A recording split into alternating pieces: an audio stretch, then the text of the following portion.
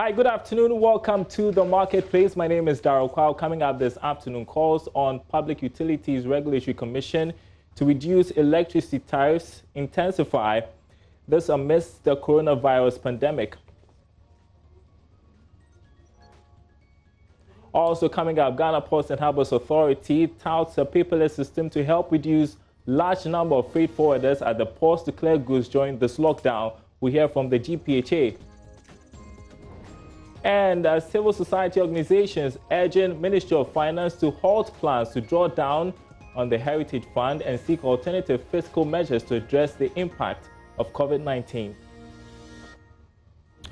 We've got the details of these stories and others coming up on the Marketplace. Do stay tuned.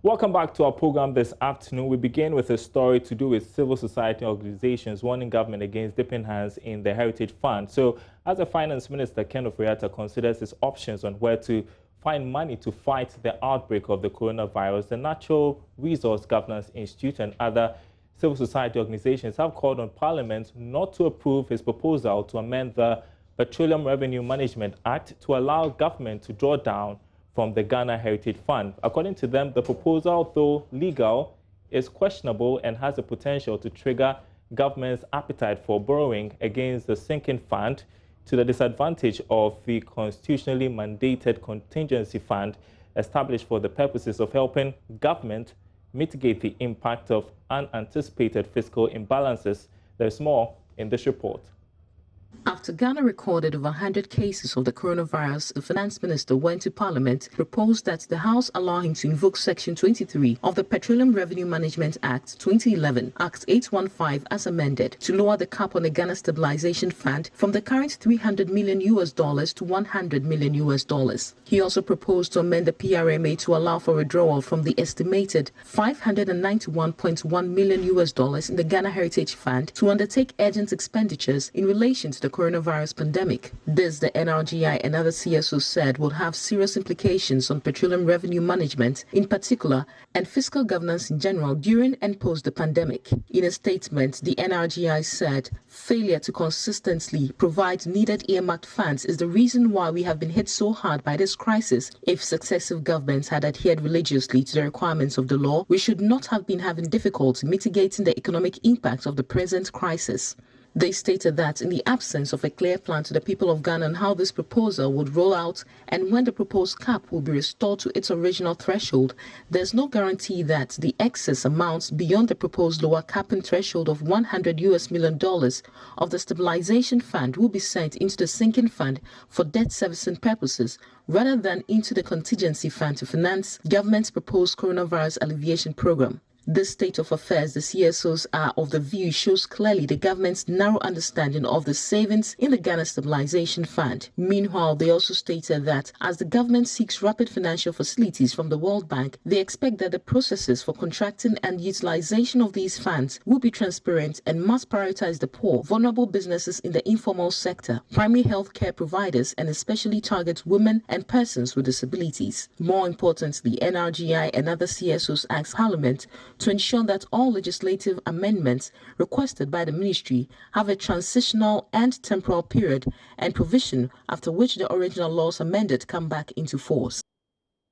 Now, the National Petroleum Authority, NPA, has rejected assertions the introduction of a cylinder recovery margin would increase the price of LPG at the pumps. LPG marketers are against a 13.5 cedi margin, warning consumers will bear the burden. But the NPA insists the imposition of the margin is in line with full cost recovery principle of petroleum products pricing. Joining me in studio is Vice President of the LPG Marketers Association of Ghana, Gabi Kumi. He's here to respond to the latest development. I don't know if you can pull up the press statement from the NPA right now as we try to go through and understand the NPA's viewpoint. So it reads that the attention of the National Petroleum Authority has been drawn to a statement issued by the LPG Marketing Companies Association of Ghana on, of course, the subject of the withdrawal of a cylinder recovery margin dated April 3 for the withdrawal of the 13.5 Ghana cedi cylinder recovery margin, which took effect on April 1. Now, the NPA wishes to state categorically that contrary to their claim that the introduction of the margin will increase the product price at the pumps and thereby burden the consumer, the facts as they stand do not support that.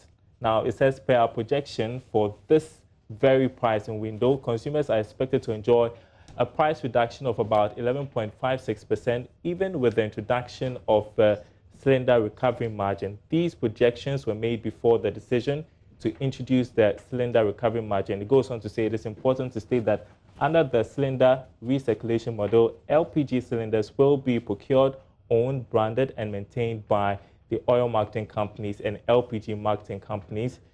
And then it goes on to say the LPG MCs and OMCs will assume full responsibility of the safety and maintenance of the cylinders and also be liable for any accident involving their branded cylinders. The margin is therefore to assist the marketers offset some of their financial expenses in accordance with full cost recovery principle of petroleum products pricing in Ghana. And so let's make sense of all of this. Let's get a response of the LPG marketers. Gabriel Kumi joins me in studio. Great to have you in studio right now to have a discussion about gas at this time of the lockdown, which is an essential commodity, I should say, and not the time to be going back and forth about pricing. And so the NPA raises 2 points to do with the fact that the latest pricing window, they expect prices to go down anyway. So your point about the consumer bearing the burden is neither here nor there. Let's start with that. Thank you, Dario. To begin with, I would like to make two basic points. The first point is that our current position has nothing to do with the cylinder recirculation model. Okay. In fact, we are on the table with NPA, helping to shape up the policy. So we are in full cooperation with NPA when it comes to the cylinder recirculation model that the government wants to introduce. The second point I want to make is that for the past 2 years, the LPG marketing companies have led a fight to appeal to government to take off the existing taxes on LPG to make the product more affordable for the ordinary Ghanaian, so that government's own objective of trying to increase penetration of LPG from the current 25% to 50% by the year 2030 could be achieved. Right. Because we believe that the only LPG is a product with an elastic demand. The only way you can engender growth is to bring down prices so that you attract a lot of people into the consumption. So your own objective could be achieved. Having said that, NPA's assertion that prices didn't go up is, to say the least, funny. The downward trend that the LPG price has taken over the past 1 month is not a gift from NPA. Somewhere around December, January, Ghanaians were paying about 6 Ghana cedis per kilo for LPG, when crude oil prices was at somewhere $64 per barrel. After the COVID-19 came in, crude oil prices started dropping. It's actually halved now. We are having around exactly. 30. It's even more than half. Last window, that is the window of middle of March to the end of March, LPG was being bought at around 5 Ghana cedis per kilo. This window we should have been buying at about 4 cedis 50 pesos per kilo. But because of the introduction of this new levy, we cannot buy the product at 4 cedis. We will still have to buy it at 5 cedis. So even though last window we were buying it at 5 cedis, we should have been buying LPG now at 4 cedis. So if you had brought a margin that has not enabled Ghanaians to enjoy the 1 cedi we are supposed to enjoy, but and the NPA says, you tell us that the price did not go up. The point is, we should have been buying at 4 cedis instead of 5 cedis. The NPA says that this is something you should have been taking responsibility for anyways. I mean, this is nothing new. It's in line with the petroleum product pricing. Dario, we believe in full cost recovery. We are on the negotiating table with NPA. We are trying to find ways of trying to see how best we can raise money to fund these cylinders, to fund the cylinder recirculation agenda. We have raised several issues. We have talked about several areas we could look at for this fund. And we believe one of the areas we can look at is the 5 Ghana pesos we have been charging consumers for the past 20 years, which is meant for promotion of LPG. On the price build-up, as you're looking at, there is 5 Ghana pesos on the price build-up. And this currently rakes in about 1.2 million Ghana cedis a month. We believe when we look into that fund, we should be able to find more than enough revenue to be able to fund the cylinder recirculation. Is that the reason the fund was set up? It's for LPG promotion. I mean, you can read it. It's right there. You can show it to your viewers. It's for LPG promotion. The English is clear there, my brother. Instead of going to levy consumers more. I mean, look, yesterday our president did fantastic. This is the time our president is giving freebies. This is the time the president is giving us 3 months water free. We expect our regulator to follow the steps of our president. I should think that you'd have raised this matter with the MPA. What reaction or response are you getting from them on this matter? We have not gotten any explanation from our regulator when we raise these issues. And we have even argued that, look, if we still want to have a line to fund this cylinder recirculation, we can also look at the current taxes on the product. We have over 20% taxes on the LPG currently. We can look at reducing some of the tax so that we can fit this cylinder funding in there so that it does not come as an additional burden to the consumer. Daryl, currently, if you look at the West Africa sub-region, LPG is being subsidized by a lot of countries. Subsidized. But in Ghana, we have over 20% tax and levies on LPG. And seeing that the consumer is the one going to suffer at the end of the day in the midst of all this back and forth, I mean, it's good that the MPA in the statement says that we are open for some more talks over this matter. What's the way going forward? Because you have just a minute. We are urging our regulator to kindly withdraw that levy with immediate effect. Look, you wouldn't negotiate? Withdraw, then we go and negotiate. We're not going to negotiate on this. I mean, our principal position has always been that LPG should be made tax-free because of the enormous benefit that this country stands to gain by increasing consumption of LPG. So if you cannot even reduce or scrap the current taxes, why then you come up with a new one at such a crucial time when Ghanaians are locked up at homes, when they need more LPGs to cook in their houses? This is the time we are going to raise taxes on the product. We feel that is unfair to Ghanaians, and we are requesting that our regulator withdraw this levy. Let's go back and look at other alternative ways of funding this project. We are for the cylinder recirculation project. Right. We are on the table with them. We have our contribution towards the shaping of this policy can never be underestimated by MP. Okay. Thank you so much, Mr. Gabriel Kumita, with the LPG Marketers Association. Thanks very much for your thoughts this afternoon. Still on energy matters, although the Public Utilities Regulatory Commission has disclosed that there is no change in electricity tariffs for the second quarter of 2020, there are calls on them to reduce their tariffs.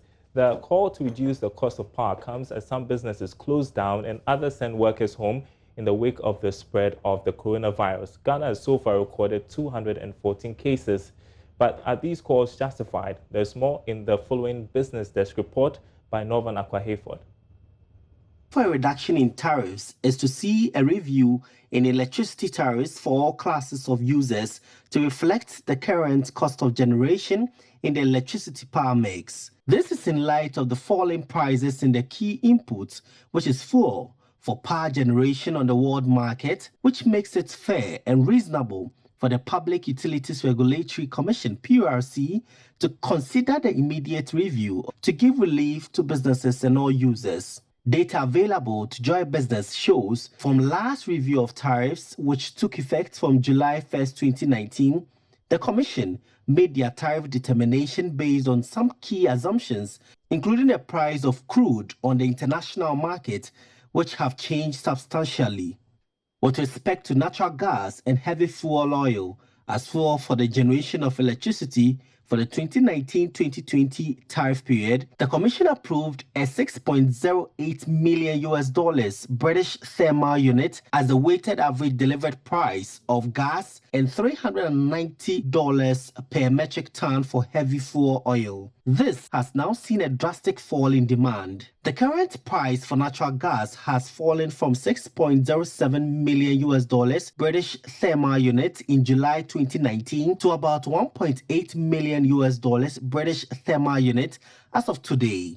At the same time, crude oil has fallen to almost $20 per barrel. All over the world, countries that depend on natural gas and fuel have seen prices of electricity going down, and for that reason, Ghana cannot be an exception to this obvious reality.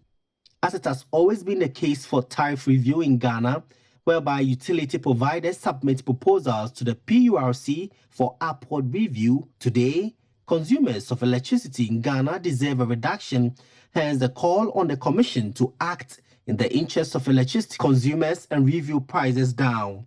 We are hopeful that a timely reduction in the tariffs would help businesses and consumers who would have been impacted heavily by the coronavirus to have some space to breathe. With most people at home on reduced income and businesses operating under capacity as a result of the global pandemic, tariffs reduction would go in a long way to mitigate their plight. Northern Aboagye-Wiafe reports.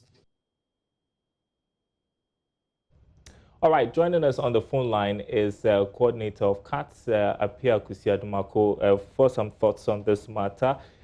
Thanks for your time this afternoon, sir. Let's start with the announcement made by the president last night, scrapping water bills for the next 3 months. What do you think of the move?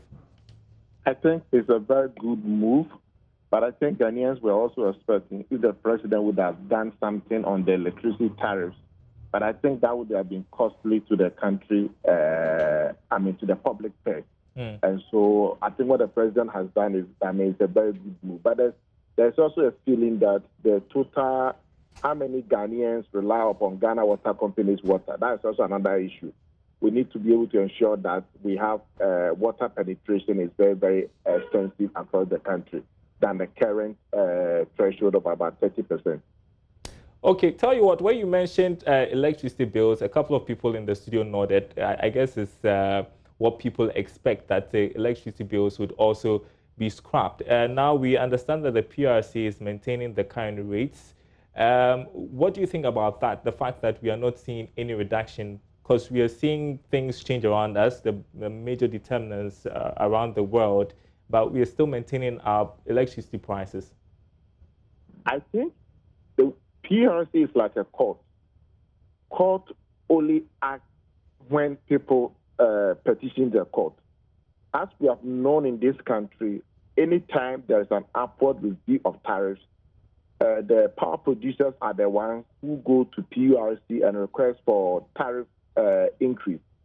Now that the independent power producers and even VRA and their allies, knowing well that they are making a windfall profit as a result of the fall in the input material for the thermal generation, they have kept quiet.